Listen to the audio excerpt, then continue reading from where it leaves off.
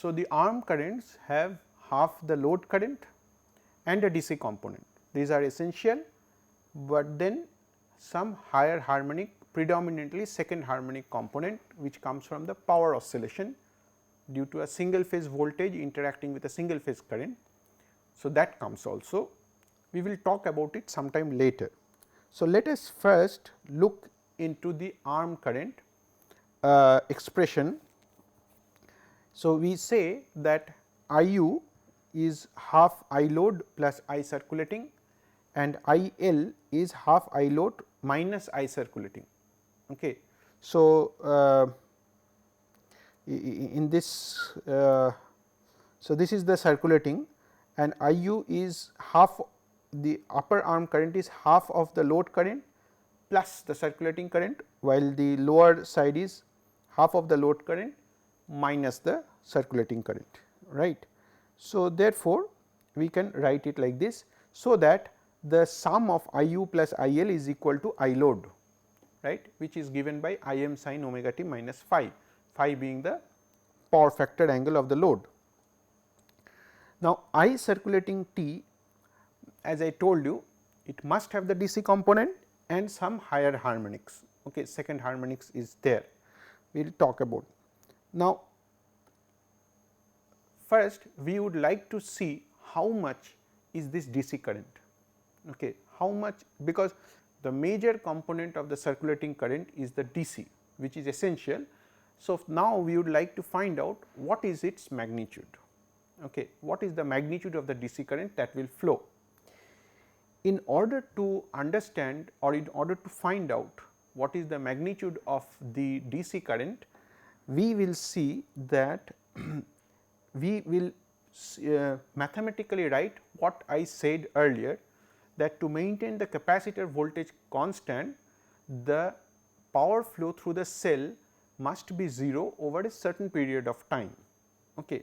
The net power flow through the capacitor, if we can ensure that this net power flow through the capacitor is 0 over a certain period of time, then the net energy taken from the capacitor is 0, and so there will be no net change of voltage over that time period. Okay.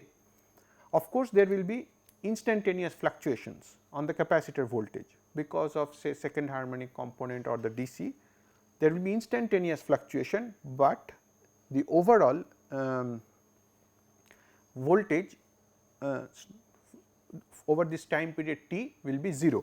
And so, this one, this is mathematically written like this: V cell into I cell into dt is equal to 0. Okay. The cell net energy from the cell is taken to be 0. So, this means that if we extrapolate like this way for the arm, okay, for the arm also a similar conclusion can be drawn, like V arm I arm dt is 0 over this time period t. Okay.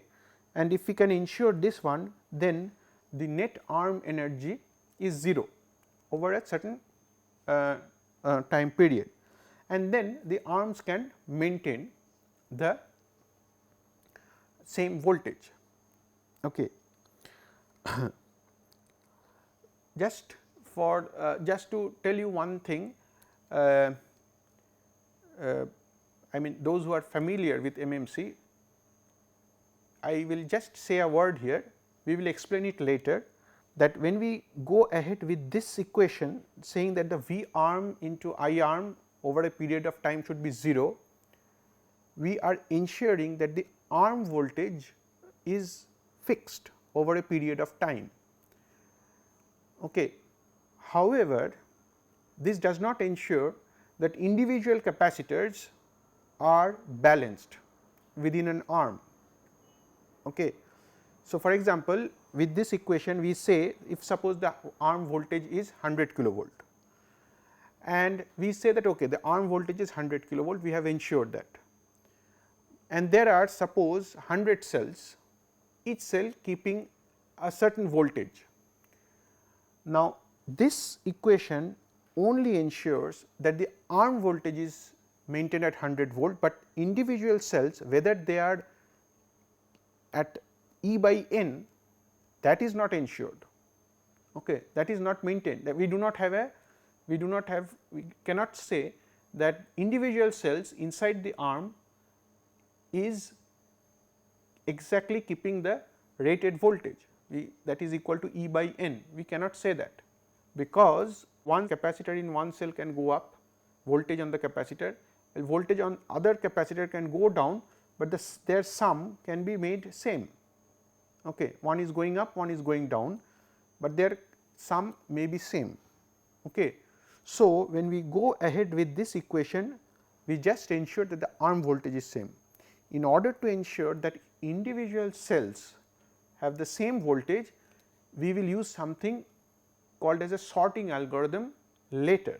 Okay. Not now, we will talk about this sorting algorithm later, but it is necessary, okay, because we are just ensuring that the arm voltages are like fixed.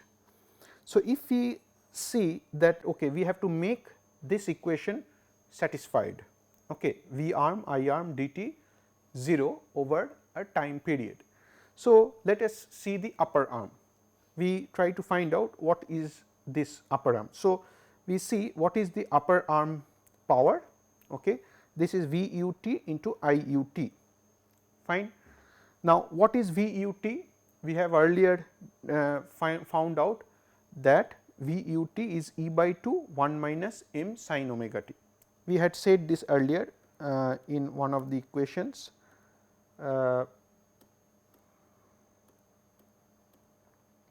Yeah, this here we had said, where m is the modulation index, m V m into by E by 2. So, we have substituted this there. So, this is the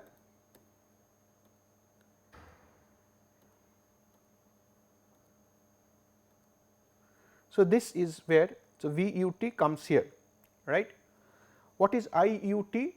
Just now we had derived, it is half I load and the I circulating. Okay.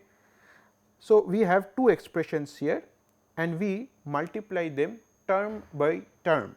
For each one we expand them and multiply them term by term by after substituting I load as half I m sin omega t. So, we substitute this one, this I load we substitute as half sin omega t phi, and then again multiply them term by term. So, what do we get? We get a big expression like this here in P u t, where we have multiplied them. You can also do it yourself. So, you multiply them all of them one by one and you get a big expression here, which you can, so that you can see that there is one sin omega t and sin omega t minus phi, this kind of sin A sin B format, and we can this product term we can split it into two additive terms, which is like this. So, 2 sin A sin B is cos A minus B minus cos A plus B, and that is what we have written here like this. Okay. So, once we do this one, so we have now all terms which are in plus, I mean additive terms, no multiplicative terms. So, we have this term here and then we see these terms. So, we expand all of them, just get all of them outside their brackets and all. So, we see this several terms here coming. Now, there are some terms with the sin omega t, there are some terms with this cos 2 omega, and there are some sin omega, and there are some terms without any omega. Okay. So, we see that in this upper arm, as we had expected earlier, this upper arm power has some DC component and some AC component, and the AC component has the fundamental frequency component as well as the second harmonic component. Okay. So, let us see the first the so that is what we have said in P u t. This P u t has a DC component as well as an AC component, okay, which is present here. This DC component and AC components are present in this big expression here. Now, let us collect the DC terms. Okay. So, what are the DC terms here? So, we collect this one here, this is the DC component, okay, and then we have the AC components here. So, we see that okay, the DC component is this much and the AC components are these ones, right, these are the AC components. Now, you have to be a little bit careful. Why this is DC component is because in this I circulating T, the DC component of the circulating current is what we have taken. In this one, in this I circulating T, the DC component of I circulating T has been taken. Okay. So, this is like the only the DC part of the I circulating, okay, while these are the AC components here. So, if this is the DC component of I circulating, and we have already said that the net DC should be 0 in steady state to ensure that the arm energy balance is maintained. So, the DC power of each arm must be equal to 0, only then the capacitors will maintain their voltage. Okay. If the DC power flowing through the capacitor is not 0, then either it will, the capacitor voltage will fall or it will rise. So, therefore, this term must be equal to 0 here. Okay. So, if you make this equal to 0, the DC component of the circulating current comes out to be like this, okay, 1/4 m I m cos phi, fine. So, this is the DC component of the circulating current. Okay. This must flow through the arms in order to ensure that PU DC is equal to 0. This component of the circulating current. So, we had said that in the circulating current there is a DC component, there is half of the AC load component, and there are some other high frequency or the second harmonic component. So, first component that we said, the DC is this one, this is the DC in the, of course, here you see that something interesting, kind of like it is dependent on cos phi. Okay. So, if the phi is equal to 90 degree, okay, if phi is equal to 90 degree, then the DC component of the circulating current becomes 0. So, there is no DC component of the circulating current when the phi is equal to 90 degree or the cos phi is equal to 0. Okay. Why will it happen? Because if cos phi is 0, that means the load is a fully reactive load. So, the fully reactive load will ideally, under ideal conditions, the full reactive load will not draw any real power. Okay. So, there will be a power exchange between the converter and the load, but the net real power flowing through the converter will be 0. And if the net real power flowing from the converter is 0, so I circulating, the DC component should also become 0. Okay. So, this circulating component will be as can be seen from the expression also 0. Okay. Of course, the circulating component is again dependent on m. So, if you increase m, then the circulating component will also go on increasing. Okay. So, this cos phi 0, suppose you connect the MMC, the converter, as a STATCOM, okay, and you are using the STATCOM purely to supply reactive power to the grid. Okay. So, of course, you can use it if it is an ideal STATCOM and it is only supplying reactive power to the grid, you will see that this will be 0, cos phi will be 0, and hence the circulating current vanishes from the MMC. Anyway, that is a different thing. Now, in the upper arm the energy is now balanced. Okay. What about the lower arm? Okay. This same exercise can be done for the lower arm also. So, you see this is the PLT and you multiply VLT with ILT, the lower arm voltage multiplied by the lower arm current. You substitute the lower arm voltage here and substitute the lower arm current here. Okay. So, you substitute this and again like the previous case fully expand it. So, then this when you expand it fully, then again we see that in this lower arm power there is a DC component and there is an AC component, just like before. Okay. So, this DC component again here, this DC component for the lower arm should again be equal to 0 to ensure arm energy balance for the lower arm.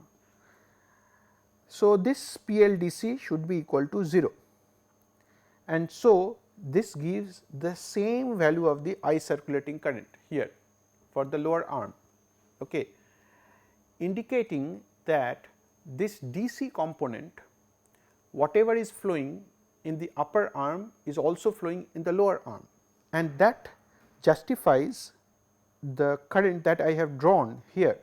Okay. The DC is actually flowing from the upper arm and through the lower arm and going back. Okay. So, and going back to the source here. Okay. So, this DC is the same DC which flows from the top through the bottom and goes back to the source. Okay. So, the same circulating current. So, that is why it is a circulating current. Okay. It flows from the top and bottom and goes out. And so, this is what is that circulating current 1/4 m I m cos phi. Okay.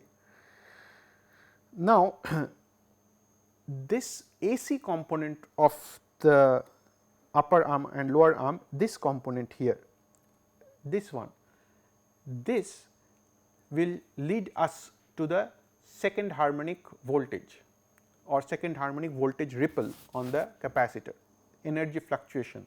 We will talk about this second harmonic sometime later, but remember that we have out of this PU and PL, we have only taken the DC component and have made it to be 0.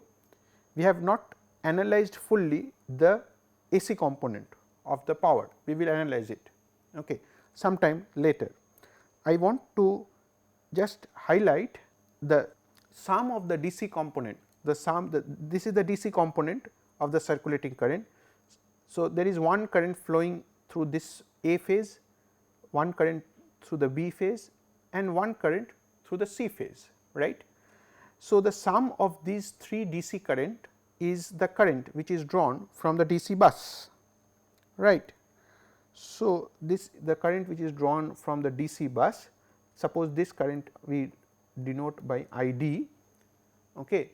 So, this gets split into this, this and this. Okay. So, this is like this and this is like this and this is like this. Okay. So,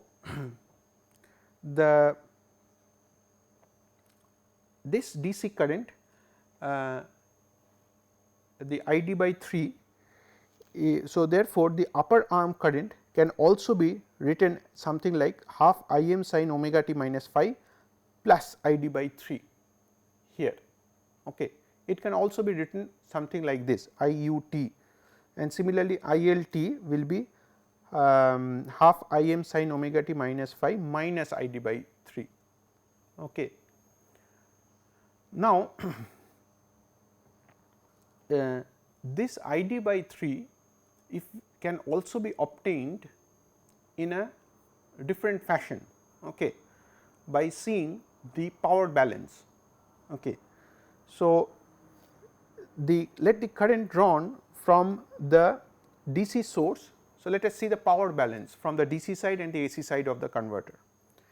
So, the current drawn from the DC source, let the current drawn is ID, which I have mentioned here. Then what is the power flowing from the DC side? The DC side power is flowing is EID. Okay. So, we are assume that the power is flowing like this way from the DC side into the AC side. Okay.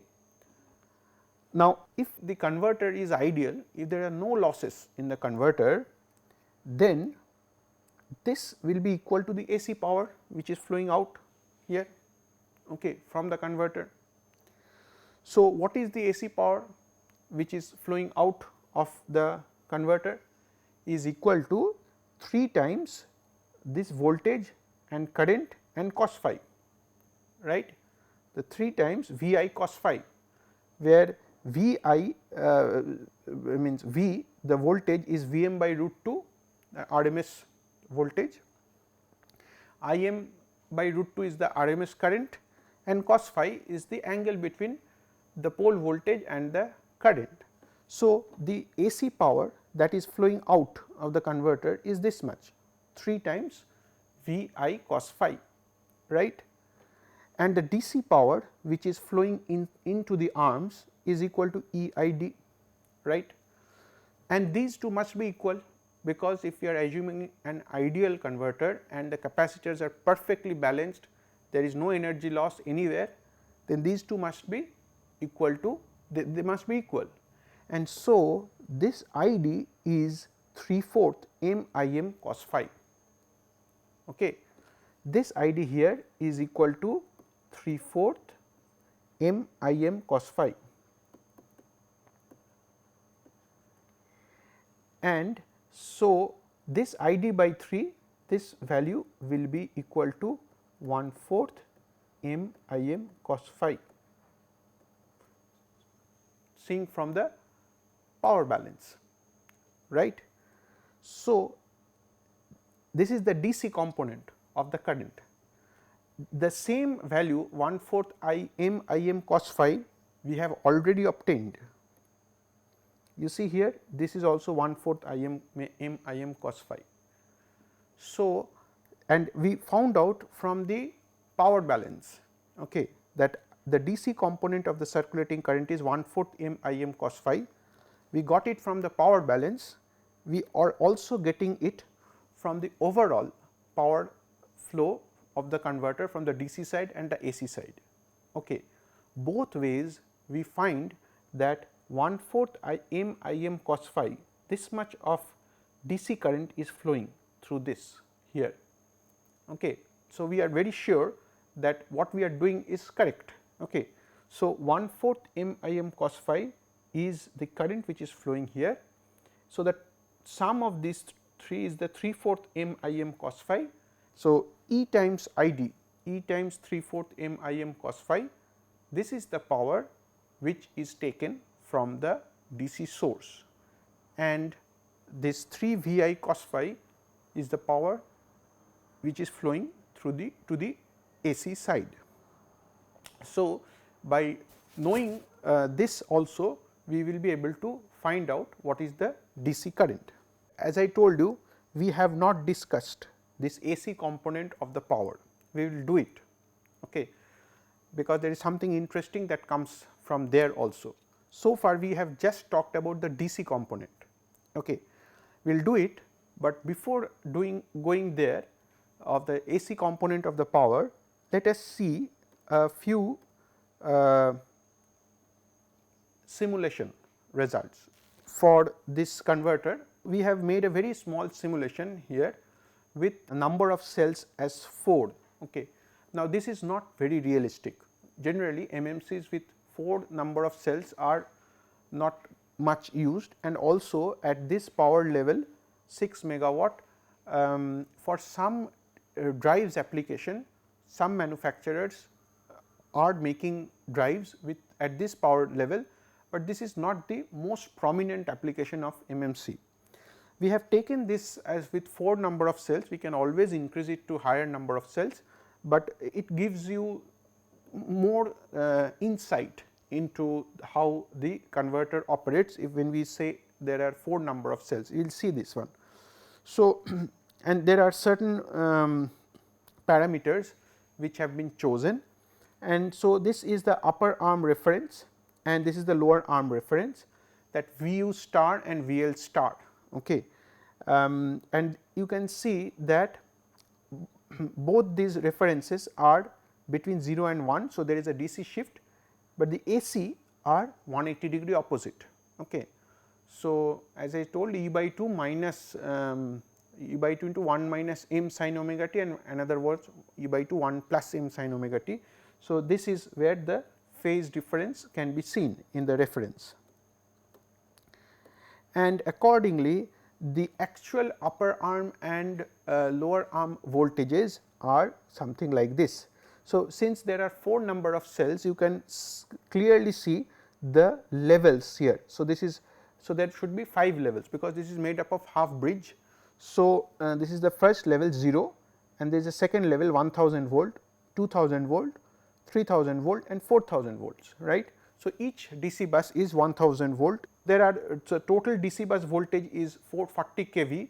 So, each is 10 kV. I was mistaken, not 1000 volt, 10,000 volts. So, this is 440 kilovolt divided by number of cells E by N. So, the each voltage is 10 kilovolt, and so this is 10 kilovolt, not 1000 volt, this is 10 kilovolt. So, 0, 10 kV, 20 kV, 30 kV and 40 kV. So, there are 5 levels, because there are 4 half bridges in each arm, and these are the steps. Of course, when you increase this number 4 to a very high value 100, this waveform will become like close to sine wave. This blue waveform or the red waveform or the green waveform will become very close to sine wave with very small steps in between them. So, with 4 cells we can clearly see the 5 steps in the waveform. Okay. And the arm currents. Okay. So, this is the upper arm current and this is the lower arm current, and this is the load current here. Okay.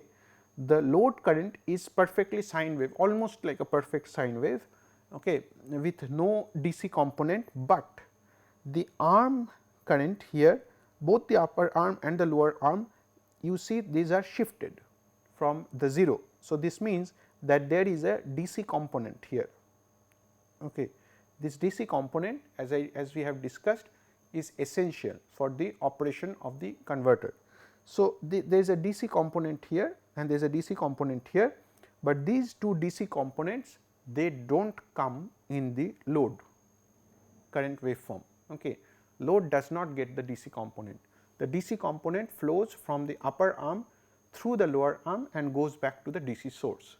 It does not flow to the load, and the load voltage is here. You can see there are, we have to see how many, we can calculate how many levels will be there. So, you can find out that okay, this is very close to a sine wave. So, therefore, the load current is also sinusoidal. And the capacitor voltages, in these 4 cells, these are pretty balanced. Okay. So, this is the 10 kilovolt. So, there are 4 capacitor voltages here. Probably you are not able to see the 4 distinct capacitor voltages here, Vc 1, 2, 3, 4. Here there are 4 capacitor voltage, but they are pretty balanced. Actually, they are within there is a fluctuation here on the capacitor voltage, but they are pretty much balanced. Okay. So, how do we balance it? We need something called as a sorting algorithm. We will talk about it later, but just to give you a brief understanding and idea that okay, these are the waveforms, this is what actually happens, actually it looks like this. We have shown you some simulation results here, and in the subsequent class we will start with the AC component of the power, and there we will see something interesting coming up here. We have left it because we, so what we did today was something like we understood the operation of the converter, we saw the arm voltages, their expression, arm currents, their expression, and we found out from reasoning that the arm current must have a DC as well as some part of the load current. That DC we found out an expression and we verified it by the power balance also, but there are something like second harmonic component of the arm current which we have not touched till now. We will touch it in the next lecture, but we also shown you some simulation results here. So, let us see a practice question on MMC. So, the question is, an MMC based 3 phase DC to AC converter has 100 half bridge power cells in each arm and feeds a 550 hertz grid. Okay. The DC bus voltage is 500 kV, power output of the converter is 200 megawatt, power factor is 0.9 and modulation index of each arm voltage is 0.9 when sinusoidal PWM is used. Assume the converter is ideal and there is negligible drop across the arm inductance. Assume safety factor equal to 1. Now, the question is, what is the voltage rating of each cell? Okay. So, the DC bus voltage of the converter is given as 500 kV, that you can see here. DC bus voltage is 500 kV and the number of power cells is 100. Okay. So, therefore, the voltage rating of each cell is DC bus divided by number of power cells, which is equal to 5 kV, assuming that there is the safety factor is equal to 1. Of course, you will not keep 5 kV, you will keep something more than that. Okay. So, the DC bus of individual cell is equal to 5 kV, probably you will use a higher voltage device or series connection of cells, series connection of devices. What is the number of levels present in each arm voltage? Okay. Number of levels present in each arm voltage, as we have seen in the theory, if there is one cell, you have 2 levels. If there are 2 cells, you have 3 levels. If you have 3 cells, you have 4 levels, like that. So, if you have n cells, you will have n plus 1 number of levels, right. So, the number of levels present in each arm voltage is 101. So, from the value itself, you can estimate that this voltage, okay, if you have a sine wave with 101 equal voltage steps, okay, then that voltage is highly sinusoidal. Okay, it is almost close to a perfect sine wave. So, the voltage output of MMC with such n equal to 100 cells, the voltage output is almost a sine wave. Now, the third part of the question is, what is the magnitude of output fundamental AC RMS current? Okay.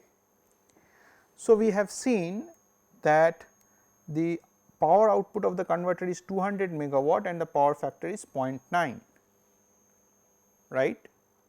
So, therefore, the MVA, okay, the volt ampere of the converter is output power divided by cos phi, okay.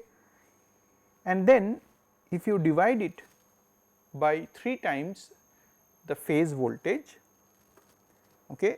So, if you divide the 3 times with phase voltage RMS value, then you will get the current flowing through the output of the converter.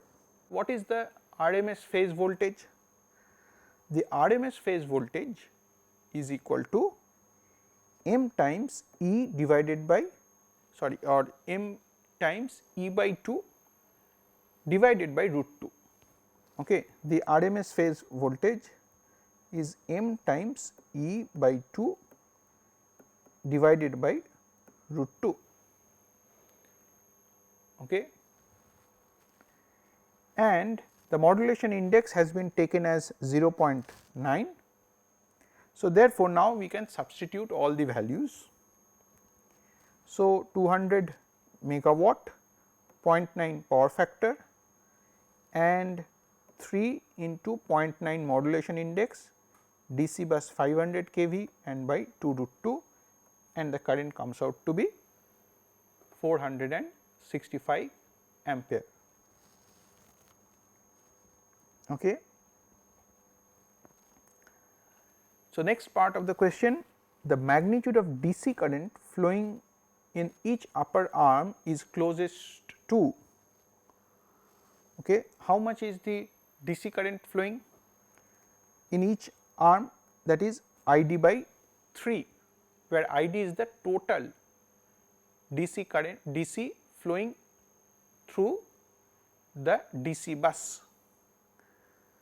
So, if I assume that the converter is ideal 100% efficiency, then the DC flowing from the DC bus, the power flowing from the DC bus is equal to the power flowing into the AC side, and hence the output power can be also written as 200 megawatt divided by 500 kV, 200 megawatt divided by 500 kV, and that is the DC current flowing from the DC bus. Okay. And this divided by 3 is the ID by 3 and its magnitude is 133 ampere, assuming everything to be ideal, no loss. The magnitude of the fundamental AC RMS current flowing in each arm, and how much is it? We know from the theory that the fundamental AC load current, half of it is given by the upper arm and half is given by the lower arm, and therefore, this is equal to 465 divided by 2, that is approximately 232 ampere. Okay. So, primarily in the arm, if you see the arm current, you will see a DC of 133 ampere, a fundamental AC of 232 ampere, second harmonic component and switching frequency components, but their magnitudes are very low. So, the second harmonic component may be around 20 to 30 ampere and the switching frequency harmonics is even low. Primarily these are the two currents in the arm, a DC and the fundamental AC. There is of course a little bit of second harmonic.